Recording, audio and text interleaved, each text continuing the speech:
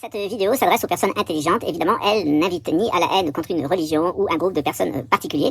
Elle vise à s'amuser d'abord, puisque c'est une chaîne d'amusement, mais à penser aussi à parler du déterminisme historique et de la façon dont nous sommes piégés par le déterminisme. Okay, bonjour les amis, j'espère que vous allez bien. Je suis Pascal Tringuy, la Macunzang.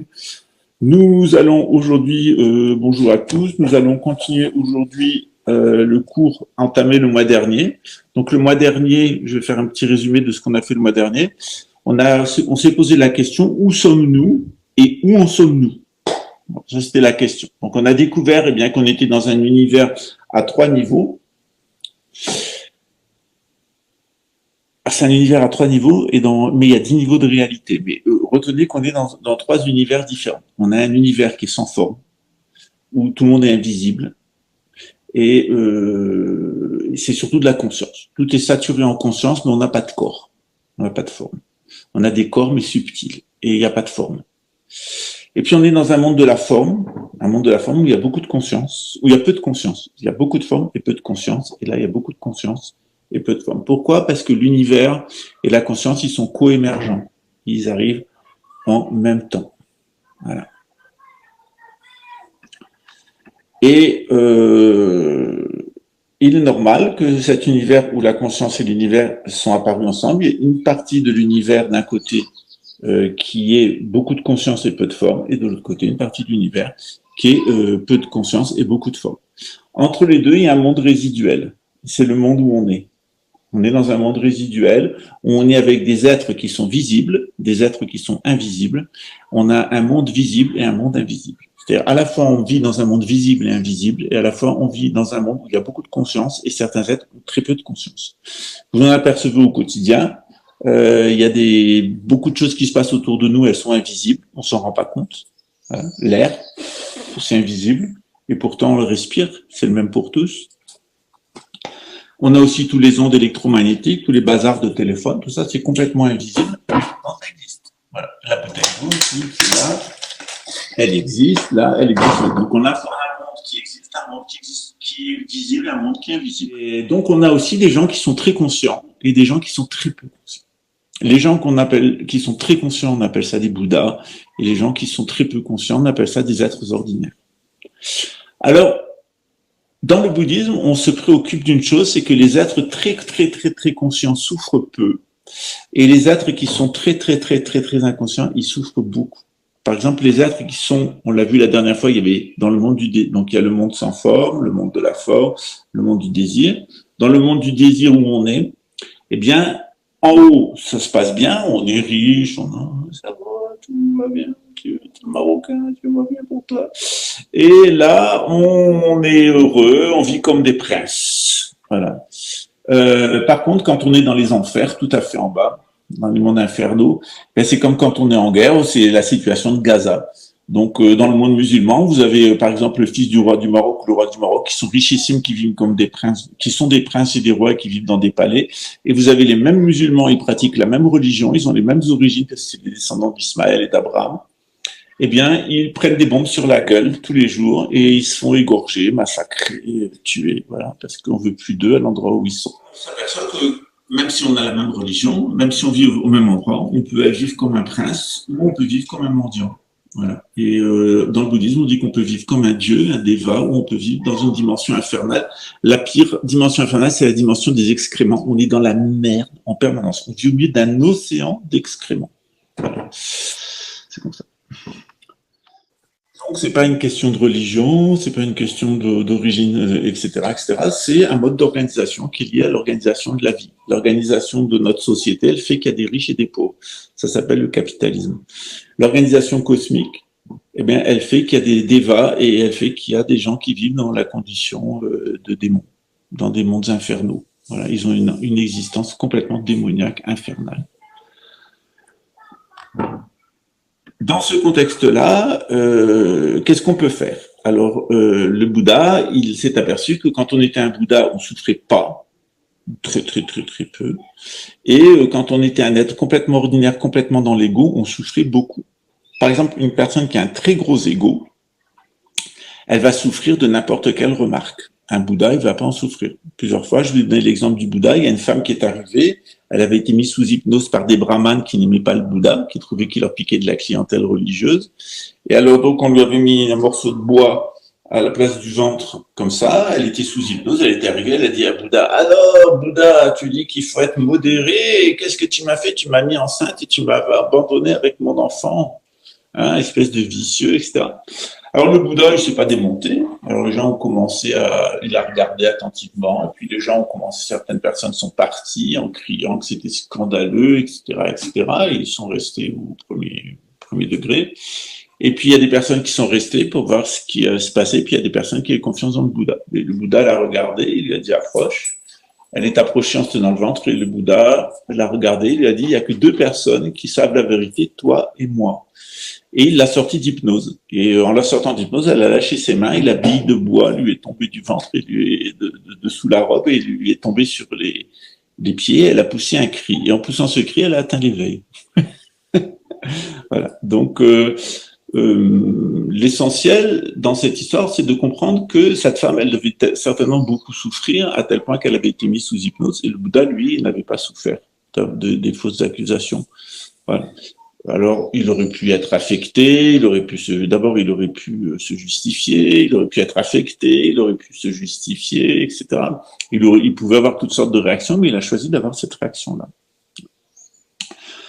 Le Bouddha, au cours de son expérience, donc, il s'est aperçu qu'il y avait des gens qui souffraient beaucoup, puis il y a des gens qui souffraient peu. Et lui, en tant que Bouddha, il souffrait pas beaucoup. Il souffrait pas beaucoup quand il était au palais, puisqu'il avait une vie très agréable d'un point de vue matériel, d'un point de vue égotiste. Puis quand il est sorti du palais, il a découvert la souffrance matérielle et la souffrance égotique, où il a été très humilié, il a crevé de faim, il a failli mourir. Il a aussi été très humilié. Et il a cherché une voie du juste milieu, où à la fois on n'a pas à être orgueilleux et on n'a pas à être humilié, on n'a pas à être riche et on n'a pas à être pauvre. C'est pas une compétition, ni pour de l'ego, ni des objets matériels. Et dans ces méditations, il s'est aperçu que l'âme, son âme, elle pouvait naviguer. Elle pouvait naviguer dans le domaine psychosubtil. Qu'est-ce que c'est le domaine psychosubtil? C'est un domaine subtil qu'on ne voit pas habituellement, mais qu'on peut imaginer et dont on va avoir des perceptions. Par exemple, des fois, il y a des gens qui viennent me voir et qui me disent qu'elles sont électrosensibles, c'est-à-dire qu'elles sentent les courants électriques. C'est environ 15% de la population qui souffre des courants électriques, électrosensibles. Et pour ces personnes-là, c'est tout à fait, elles le sentent, c'est une réalité, mais beaucoup de personnes, elles le sentent pas, ces courants.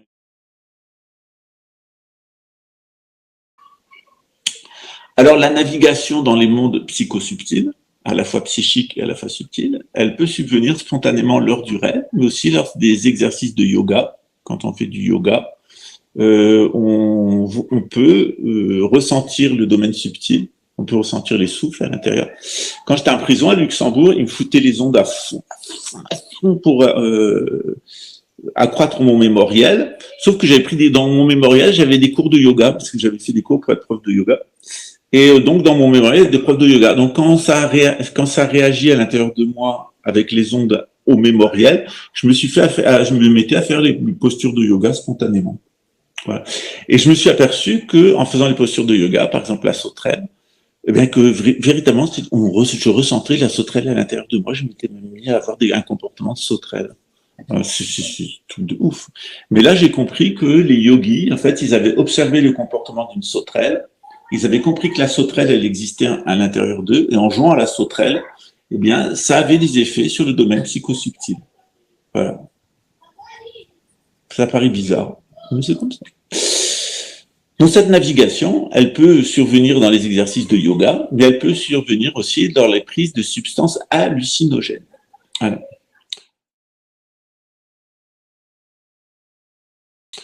Alors, si vous voulez avoir un inventaire de tout ce qui peut se passer dans la méditation, parce que dans la méditation, il s'en passe des vertes et des pas mûres, il y a Swami Shivananda, c'est écrit Sivananda, et il a écrit un livre qui s'appelle Expérience de méditation. Voilà. Alors, moi, j'ai de la chance, j'avais le manuel des enseignants de Swami Shivananda, de Hatha Yoga, et donc, j'avais le vieux livre des années 50 qui était un peu à la machine. Dessus, c'était ne pas divulguer en anglais, secret, reserved to the teachers. Etc. Maintenant, il est aux éditions Albin Michel. C'est comme ça. C'est le Kali Yuga. Tout se vend, tous les enseignements les plus sacrés se vendent. Où le Bouddha intervient dans ce processus, qui nous dit non, vous êtes une nature Bouddha. Tout le reste, c'est secondaire. Donc, on distingue notre nature Bouddha, ou l'identité fondamentale, ou l'identité ultime, et de l'autre côté, l'identité mondaine, notre jeu de tous les jours. Comment ça se passe? Eh bien, du fait qu'on vit dans le monde du désir, et de fait qu'en tant qu'être humain, nous naissons ignorants, on sait rien faire quand on est petit. Quand on est petit, on a les yeux à peine ouverts, on est ridé, on ressemble à un vieux. C'est-à-dire, on finit comme on a commencé. Voilà, on a la tête qui a été un peu écrasée. C'est pas agréable de naître. Hein. Et petit à petit, eh bien, on développe, on laisse les empreintes subtiles, les samskaras. Alors, samskaras, c'est les actions qui laissent des traces. Voilà, samskaras. Voilà. Qui sont issues du passé, les samskaras, donc les traces qui sont issues de notre environnement, nous conditionner. Je vais donner quelques exemples. Donc, on se laisse conditionner. Alors, c'est des conditionnements agréables et désagréables. Mais en attendant, ça va développer des habitudes de vie. Nous allons développer des habitudes de vie. Et petit à petit, à cause de nos habitudes de vie, eh bien, nous croyons un tel ou un tel.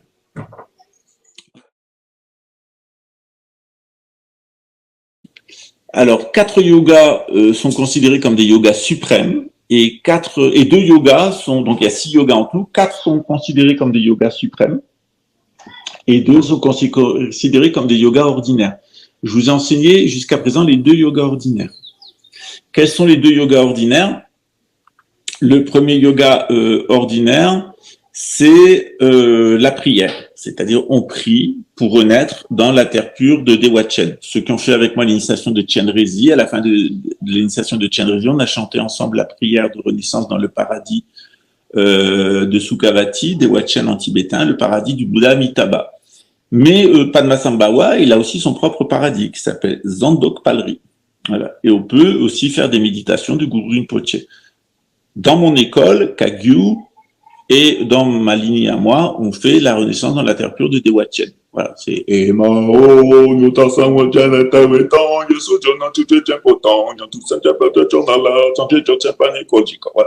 on dit.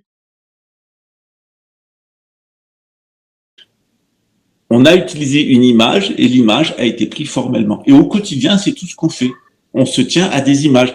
Par exemple, si j'étais arrivé torse nu, avec la casquette en arrière comme ça, j'aurais donné une forme de moi, une image là, peut-être vous aurez été moins attentif là. Et pourtant, j'aurais dit exactement la même chose là. Hein. Je t'aurais parlé du Bouddha, je t'aurais parlé de l'éveil, je t'aurais reparlé de la réalisation physique, je t'aurais parlé d'univers d'âge, je t'aurais dit exactement la même chose, mais j'aurais pas utilisé la même forme. Voilà. C'est souvent ce qu'on me reproche. Il y a quelqu'un qui aime bien. Moi, je suis un enseignant spirituel. Ce qui m'intéresse toujours, c'est quand les gens veulent m'enseigner spirituellement et qu'on me dit tu ne devrais pas dire ça, tu ne devrais pas faire ça, tu devrais dire ça sur ta chaîne, tu devrais faire ceci, tu devrais faire ça. Il y en a un en particulier qui est dans Jeunesse Ascetique, qui s'appelle Diti. Il fait des carreaux comme ça sur en me disant comment je devrais me comporter. Donc, soit il m'a choisi comme enseignant spirituel et il obéit à ma discipline, mais moi, j'ai pas envie de l'avoir comme enseignant. Voilà. Donc, je reste très aimable avec lui, mais ça me gonfle. Voilà. Et je ne suivrai pas sa discipline parce que j'ai pas envie d'être comme lui et j'ai pas envie d'être lui. Voilà. Et tous, on est formaliste comme ça. Ça, c'est vraiment un exemple de formalisme. On me dit, voilà, quelle est la forme que tu devrais adopter. Voilà la forme, etc., etc., etc., etc. On me fait perdre mon côté naturel, spontané, la validité de mes enseignements, eh bien, en m'obligeant à être dans une certaine forme. Par exemple, quand Anna me dit que t'es mieux avec la moustache, elle me prépare avec une forme qui a une moustache. Est-ce que ça change quoi que ce soit à mon enseignement? Non. Et je suis pas là pour faire le bélade, j'ai pratiquement 60 ans, j'ai un cancer, je suis positif, je suis diabétique, donc je suis vraiment un vieux pou en fin de circuit. Voilà. Mais bon, c'est gentil de me dire que ça me va mieux la moustache, mais on est dans du c'est très gentil, c'est très affectueux, merci beaucoup, mais c'est du formalisme. Voilà. Et on vit ça au quotidien. Que bien, parce qu'il y a un problème avec les drogues, c'est ce que je vais vous expliquer maintenant.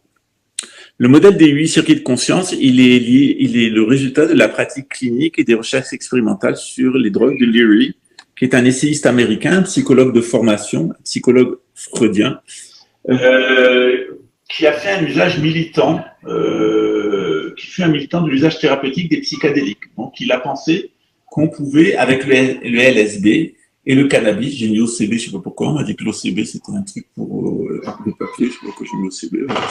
Donc, qu'on pouvait utiliser le cannabis et qu'on pouvait utiliser le LSD pour soigner les gens. Alors, si vous allez sur la chaîne YouTube de mon copain Fabrice Midal, on a travaillé un petit peu ensemble à Luxembourg au temple tibétain avec son ami François, qui est un type remarquable, les deux. Ils sont très orientés sur la psychologie occidentale et c'est des disciples de Shogun Trungpa, un grand maître tibétain de la folle sagesse, un maître de la folle sagesse. Il a fini alcoolique en cure de désintoxication, mais après ça s'est rétabli. Il a véritablement, c'était un maître parfaitement réalisé, mais il est passé par l'alcoolisme et la cure de désintoxication à un moment de son existence parce qu'il recevait tellement d'alcooliques, d'Américains qui étaient psychotiques, qu'il a pris le karma des psychotiques et des alcooliques et lui-même a dû se purifier de ce karma en faisant une cure de désintoxication. Vous savez que j'ai fait des vidéos contre la Russie et ça n'a pas tardé. On a eu une attaque informatique contre notre serveur de gnos.ma qui est au Maroc, mais dont la partie technique est en Allemagne. Donc, on a été hacké à titre de, sans doute, de représailles, mais l'hébergeur a pu rétablir. Donc, vous avez à nouveau accès à gnos.ma. Mais on va quand même trouver une autre solution. S'il y a une personne qui a vraiment des compétences en informatique et elle sera rémunérée, merci de me joindre, parce que j'ai vraiment besoin de compétences en informatique. Je préférerais que ce soit quelqu'un qui soit au Maroc ou en Algérie. Ouais.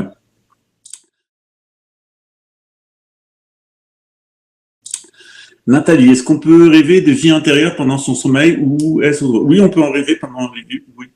Alors, il faut surtout bien comprendre que c'est pas moi avec mon âme immortelle dans une vie précédente. Hein. Si tu penses que c'est toi dans une vie présente avec ton âme immortelle, tu te trompes. Dans le bouddhisme, c'est un flux de conscience et c'est des mémoires. Ok. Donc oui, bien sûr, si c'est des rêves récurrents, oui. Souvent, d'ailleurs, c'est des événements traumatiques qui sont inscrits sur notre flux de conscience. On essaye de s'en libérer. On en est informé dans le corps du rêve. Sur les 6 yogas, je reprendrai des cours sur chacun des yogas.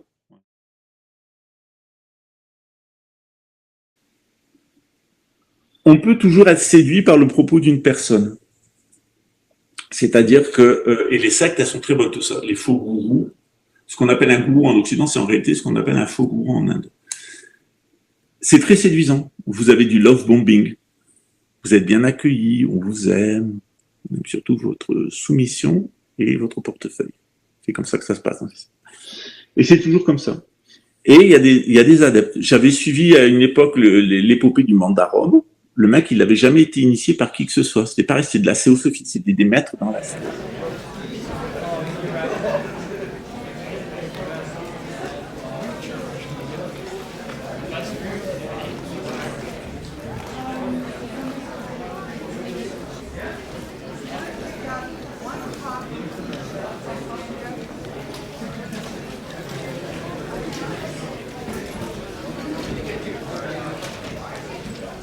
C'est du narcotrafic et de la pédophilie. Ces mecs me supportent pas. Pourquoi? Parce que c'est sur ça que repose le mysticisme frelaté. La magie noire, parce que le mysticisme amène à la magie blanche. Il y a la religion et à l'ésotérisme. Le mysticisme dévié, le mysticisme noir, il va vous amener à la pédophilie et aux stupéfiants. C'est ce qui s'est passé en Occident, notamment en Angleterre, avec Aleister Crowley. Aleister Crowley, qui était le magicien noir bien connu, il a travaillé pour Churchill, il était en contact avec Hitler, sont dans tous les camps ces gens-là. De toute façon, c'est le même camp, Churchill ou Hitler, c'est le même camp, c'est le camp avec un R, d'une boque. Le mec, il l'a dit qu'il sacrifiait au moins un enfant par mois, c'est-à-dire qu'il les abusait sexuellement, il les tuait, il buvait le sang, ils ont dévoré une partie, c'est un fait qui est connu. C'est quand même à vous, à nous tous de réfléchir, de savoir qu'est-ce qu'on veut. Est-ce qu'on veut comprendre ce système, être lucide et être heureux malgré lui? Parce que malheureusement, on ne peut pas le changer. Ce système, il est là, il est dominant, il est dictatorial, on ne peut pas le changer. On est obligé de vivre, on est obligé d'être heureux malgré lui. On est obligé d'être heureux avec le système. Ou est-ce qu'on va laisser le système dominer nos vies? On va devenir des purs produits du système. Une autre possibilité, c'est de partir en conflit avec le système. Le système, il va vous détruire. Moi, je suis jamais parti en conflit contre le système. Jamais. J'ai toujours essayé d'être heureux malgré le système. Le système s'est jamais attaqué à moi. Les gens qui s'attaquent à moi, c'est toujours des sous-fifres ou des gens du New Age. Voilà. Donc voilà pour aujourd'hui. Donc aujourd'hui, on a parlé du psychonautisme, c'est la capacité de voyager avec sa conscience. On peut voyager sous l'effet des drogues, c'est ce que prouve Leary. On peut voyager sous l'effet du yoga. C'est un voyage intérieur. On peut voyager vers une terre pure, on se prépare pour le moment de la mort, mais on peut voyager aussi vers notre conscience ultime, notre gourou intérieur, la claire lumière de la conscience non née, qui est à l'intérieur de nous et qui réside en toute chose. Ça, c'est des voyages, c'est du psychonautisme. Voilà. C'est naviguer avec son mental et naviguer à l'intérieur de son mental. Okay. On se retrouvera le mois prochain pour un troisième cours, je sais plus ce que c'est. Voilà. Mais on continuera de toute façon sur cette ligne-là. Il y aura que 4 cours de cette série-là. Et puis après, on passera à autre chose. Ou on refera cette série-là. Mais en tout cas, cette série-là, on risque de la faire tous les ans. Vous êtes inscrits cette année. C'est à vie. L'année prochaine, si Dieu le veut, et si je suis encore là, ça sera gratuit. Voilà. Je vous souhaite une bonne soirée, je vous souhaite une bonne nuit. Je vois qu'il n'y a pas plus de questions. S'il n'y a pas de questions, c'est que j'ai fait mon travail. Donc, je vous souhaite une bonne soirée. N'oubliez pas d'être heureux, c'est très important. Vous êtes sur Terre pour ne pas souffrir et être heureux. Si vous souffrez, si vous êtes malheureux, il y a une anomalie dans le programme et il y a un hacker russe. À bientôt, ciao.